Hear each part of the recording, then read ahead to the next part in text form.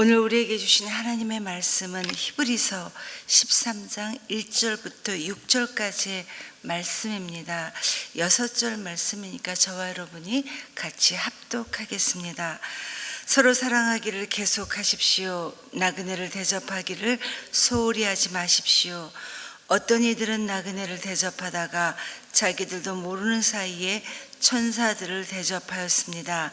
감옥에 갇혀있는 사람들을 생각하되 여러분도 함께 갇혀있는 심정으로 생각하십시오.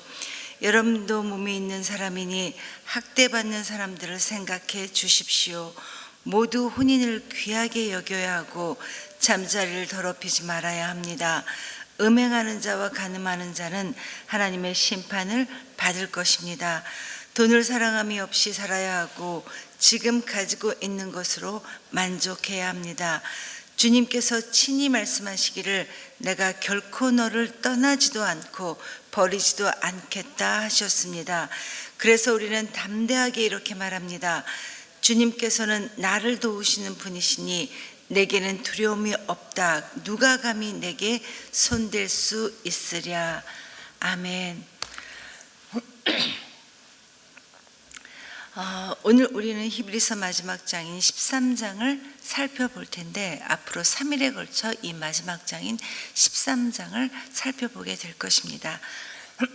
지금까지 여러분 이 히브리서는 그 누구와도 비교할 수 없는 예수님에 대해 우리 예수님은 어떤 분이시며 우리를 위해 어떤 일을 행하셨는지에 말한 후에 마지막 장인 이 13장에서는 그 예수 그리스도를 믿고 고백하는 이 성도들에게 성도, 그리스도인으로서의 마땅한 삶의 모습을 권면하고 있는 말씀이 이 마지막 장인 13장의 말씀입니다. 그래서 히브리서 기자는 1장부터 12장까지 예수님의 존재와 사역 그리고 이 예수님의 사랑에 대해 말씀하시면서 우리 예수님은 친히 우리의 연약함도 잘 알고 계시며 또 우리를 위해 우리처럼 시험도 받으셨음을 말씀하시면서 하나님께 이 시험을 면하게 해달라고 큰 부르짖음과 눈물로 간구와 소원을 올려드렸습니다. 즉 가능만 하다면 우리 예수님도 역시 이 십자가의 고통을 피하고 싶으셨기에 땀방울이 핏방울이 되기까지 기도하셨던 것입니다. 그러나 결국 우리 예수님은 하나님께서 그에게 주신 이 십자가의 길, 우리를 구원하시기 위해 이 십자가의 고통을 걸어 가셨던 겁니다. 이런 주님의 사랑을 히브리서 기자는 12장까지 그야말로 가슴 절절하게 전한 다음에 이제는 이 마지막 장에서 우리가 그런 은혜를 받은 성도라면 그리스도인들이라면 마땅히 이렇게 살아야 하지 않겠는가라고 권면하는 것이 바로 이 히브리서 마지막 장의 내용입니다. 많은 신약 성경의 말씀이 그러하듯이 이 전반부에는 교리적인 부분을 다룹니다. 우리 예수님이 어떤 분이시며 우리는 어떤 하나님의 사랑을 받았는가 이 교리적인 부분을 다룬 다음에 이 후반부에는 그렇다면 이 하나님의 사랑을 받은 이 그리스도인들은 과연 어떻게 살아야 할 것이에 대한 도전과 질문을 던졌고 이 히브리서의 마지막 장인 13장 역시 이런 질문을 가진 성도들에게 이 답변하는 구체적인 답변의 내용입니다.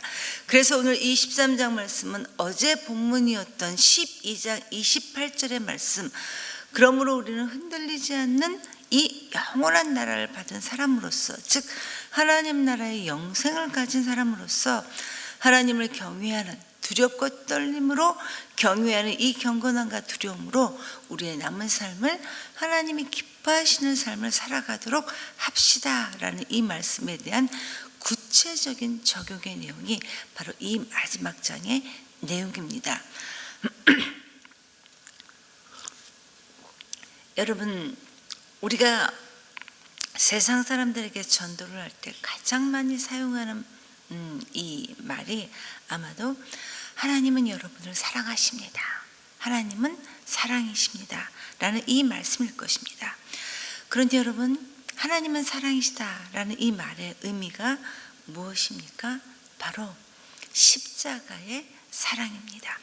하나님의 우리 모두를 향한 이 사랑은 그 어떤 사랑과도 비교할 수 없는 높은 차원의 사랑, 즉 죽을 수밖에 없는, 죄로 죽을 수밖에 없는 이 피조물에 불과한 우리를 구원하시기 위해 하나님이신 예수님께서 친히 십자가에 달리시고 죽으시고 부활하신 이 십자가의 사랑에 대해 우리는 세상 사람들에게 전하고 있습니다. 그리고 이 구원의 은혜를 믿음으로 고백한 사람만이 우리 주 예수 그리스도를 따라 우리에게 맡겨주신 각자의 십자가를 지고 우리의 남은 삶을 주님의 사랑에 동참할 수 있어야 한다는 것입니다. 이런 점에서 오늘 본문의 말씀은 우리가 받은 이 주님의 사랑에 대해 적극적으로 동참하는 행위로서 5가지의 명령을 우리에게 말씀하시고 있습니다. 첫 번째로 서로 사랑하라. 두 번째로 나그네 대접에 소홀하지 말아라. 그리고 세 번째로 갇힌 자를 생각하며, 네 번째로는 혼인을 귀하게 여겨 너희 잠자리를 더럽히지 말 것과 함께, 마지막으로 돈을 사랑하지 말고 자족하며 살아야 할 것을 우리 모두에게 말씀하십니다. 제일 먼저 1절에서 주님은 우리 모두에게 서로 사랑하기를 계속하십시오, 이렇게 말씀하십니다. 그런데 여러분, 어떻게 보면 서로 사랑하라는 이 말씀은 우리 그리스도인으로서 너무나도 당연한 말씀이지만, 그러나 동시에 굉장히 어려운 말씀이기도 합니다. 여러분, 우리 인간이 다 감정이라는 것이 있는데 어떻게 우리가 계속 사랑할 수가 있겠습니까? 같은 신앙 공동체라, 같은 믿음의 공동체라 할지라도 유독 우리에게 싫은 짓을 하는, 그래서 싫은 사람이 있기 마련이고 또 가까이 가고 싶지 않은 사람도 있기 마련입니다. 물론 이렇게 말하는 우리 역시도 부족한 사람들이지만 이렇게 서로 사랑하기가 결코 쉽지 않다는 이야기입니다. 그러나 여러분, 오늘 말씀하신 이 서로 사랑하기를 계속하라 이라는 이 말씀은 우리의 이 얄팍한 감정이 아니라 아무 자격 없는 우리에게 하나님께서 구원의 은혜를 주시기 위해 하나님께서 십자가의 사랑을 우리에게 베풀어 주셨던 것처럼 우리 역시도 그 사람의 여하에 상관없이 서로 사랑하기를 계속해야 한다, 이렇게 말씀하시고 있다는 것입니다. 인간은 너무나도 자기중심적이라 내 마음을 흔들어 놓는 사람을 품는다는 것은 굉장히 쉬운 일이 아닙니다. 그러나 그러함에도 불구하고 주님께서는 오늘 말씀을 통해 주님의 은혜로 그럼에도 불구하고 계속 사랑해야 한다, 이렇게 말씀하십니다. 여러분, 우리도 익히 경험해 봐서 알겠지만 우리가 누군가를 미워하면 우리의 영적인 상태는 계속해서 피폐해지게 되어 있습니다. 그렇기 때문에 이 서로 사랑하기를 계속하십시오라는 이 말씀은 결국 우리 모두를, 우리 자신을 위해 주신 명령이라는 것입니다. 십자가에 달리신 주님께서 자신을 조롱하고 저주하는 사람들을 오히려 긍휼히 여기며 품으셨듯이 우리가 받은 이 구원의 은혜로 서로 사랑할 수 있게 하라는 이 명령의 말씀을 우리 모두도 지킬 수 있게 되기를 간절히 기도합니다. 두 번째는 나그네 대접을 소홀히 하지 말라고 말씀하십니다. 물론 여러분, 요즘처럼 어제도 서현역에서 큰 사건이 있었는데 이런 묻지마 폭행과 같은 심각한 사건들이 난무하는 이 세상에서 이 말씀은 조금은 그래도 경계가 되는 말씀이기는 합니다. 그러나 여러분, 이 말씀의 의미는 이런 경계심과 이 위험 때문에 그리스도인들이, 성도가 우리의 도움이 필요한 이 곤란한 처지에 있는 사람들을 무관심해서는 안 된다는 이런 의미입니다. 그러면서 히브리서 기자는 구약의 인물들 중에 자기네들도 모르는 사이에 부지 중에 나그네를 대접하다 천사를 대접했던 사람들이 있다는 것을 강조하고 있습니다. 그래서 아들을 낳은 사람도 있었고 또 소심했던 기드온 역시 이 나그네를 대접하다가 이스라엘의 사사로 부름을 받기도 했다는 것입니다. 여러분, 이들은 자기네들이 대접했던 이 나그네들이 천사였다는 사실을 처음에는 알지 못했습니다. 그런데 이 나그네들을 잘 대접하고 나서야 그때야 비로소 이들이 하나님의 천사들이었구나라는 사실을 깨닫게 되었다는 겁니다. 무슨 말입니까?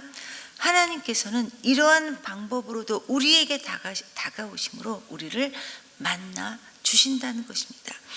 부지 중에 이 나그네를 대접함으로 이러한 복을 우리 역시도 누릴 수 있게 되기를 기도합니다. 그리고 세 번째로는 감옥에 갇혀 있는 사람들을 생각하라고 말씀하시는데, 그런데 어떻게 그 사람들을 생각하라고 말씀하십니까? 함께, 우리도 그와 함께 갇혀 있는 심정으로 생각하고 기억하고, 또 학대받는 사람들을 생각하고 기억하라, 이렇게 말씀하십니다. 왜냐하면 이런 고난을 친히 받으신 분이 우리 예수님이시기 때문입니다. 고린도전서 12장 26절은 우리 모두에게 이렇게 증거하고 있습니다. 한 지체가 고통을 당하면 모든 지체가 함께 고통을 당합니다. 한 지체가 영광을 받으면 모든 지체가 함께 기뻐합니다. 즉 다른 사람의 입장에 자신을 적용시킬 수 있는 사람이 바로 성숙한 사람이라는 것이고, 주님은 우리에게 이러한 성숙한 삶을 요구하고 계시다는 이야기입니다. 이러한 삶이, 그리고 이러한 삶이 복음에 합당한 삶이기 때문입니다. 네 번째로는 혼인을 귀하게 여김으로, 우리의 결혼 생활을 귀하게 여김으로 잠자리를 더럽히지 말라, 이렇게 말씀하십니다.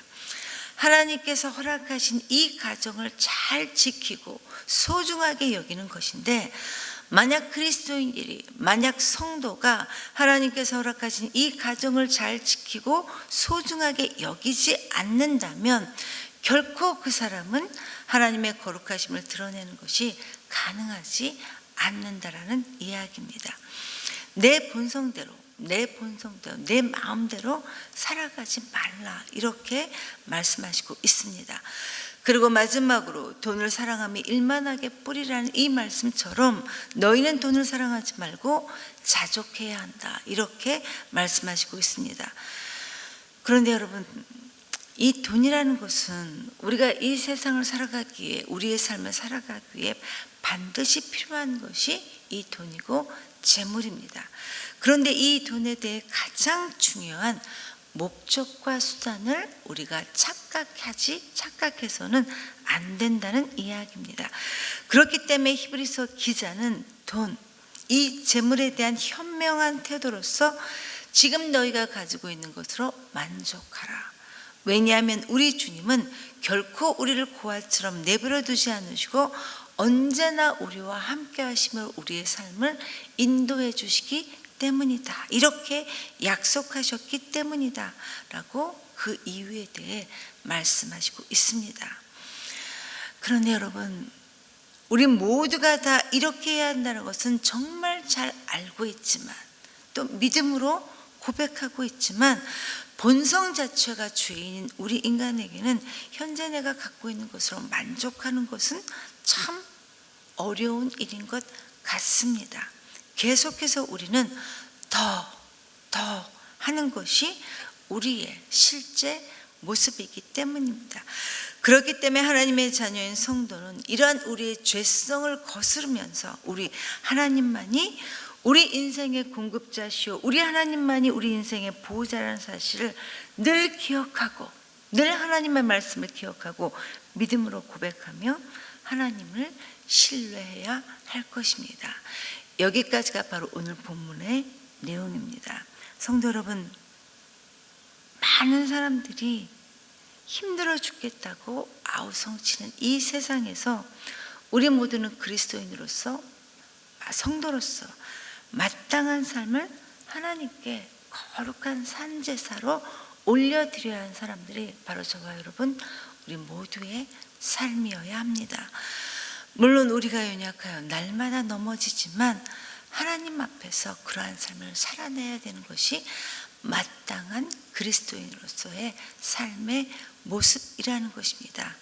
오늘 하루도 하나님께서 우리에게 어떤 은혜를 베풀어 주셨는지를 기억하며 믿음으로 고백하는 우리 모두가 되어서 하나님께서 원하시는 삶을, 우리의 남은 삶을 살아갈 수 있게 되기를 간절히 기도합니다.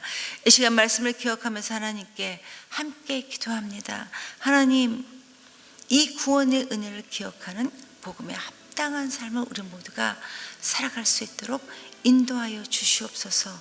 이렇게 기도하시고 오늘은 목장 모임을 위해 기도하는 날입니다.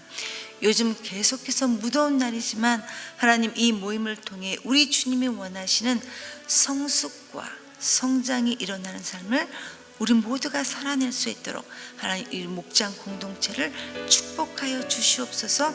그리고 초등부 여름 성경학교와 청년부 수련회가 여러분 아직 남아 있습니다. 이 성경학교와 수련회를 통해 우리의 자녀들이 하나님을 깊이 경험할 수 있도록, 그리고 예수 영접 모임을 통해 이 놀라운 구원의 은혜의 복음을 하나님, 이 전도 대상자가 만날 수 있게 도와주시옵소서.